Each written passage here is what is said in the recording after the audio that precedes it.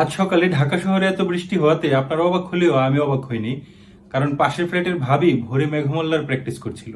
সকালে পত্রিকা খুলে দেখি বিএনপি জামায়াত জাতীয় পার্টির পার্টি অফিস নাকি বৃষ্টিতে ভেসে গেছে। বৃষ্টি জানেই না এনসিপিরও পার্টি অফিস আছে। আওয়ামী লীগ অবশ্য বৃষ্টিতে ঢাকা শহর ভাসিয়ে নিলেও খুশি, কারণ তাদের কোনো পার্টি অফিস নেই।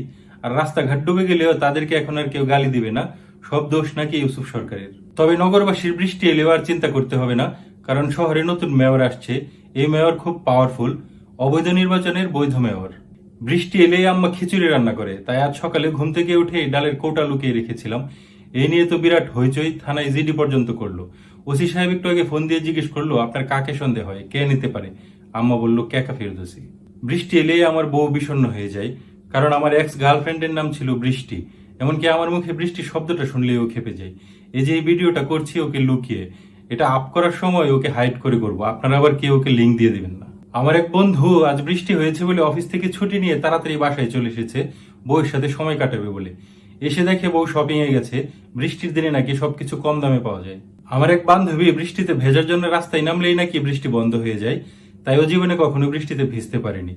তাই বৃষ্টি এলে যদি কারো বৃষ্টি থামানোর দরকার পড়ে আমাকে কল দিয়েন, আমি আমার এই বান্ধবীকে বৃষ্টির মধ্যে রাস্তায় নামিয়ে দিব। বৃষ্টি নিয়ে সবচেয়ে বেশি কবিতা লিখেছে রবীন্দ্রনাথ ঠাকুর, সবচেয়ে বেশি গল্প লিখেছেন হুমায়ুন আহমেদ, আর সবচেয়ে বেশি গালি খেয়েছেন নায়ক রিয়াজ। আমার মামার ছোটবেলা থেকেই বৃষ্টিতে ভেজার নেশা ছিল। বৃষ্টি আসলে ওনাকে কেউ আটকাতে পারতো না। নানু তাই ছোটবেলায় ওনাকে লেমিনেশন করিয়ে নিয়েছিল। আমারও বৃষ্টিতে ভেজার নেশা ছিল, কিন্তু আম্মা নিউমোনিয়া হবে বলে আমাকে আটকিয়ে রাখতো।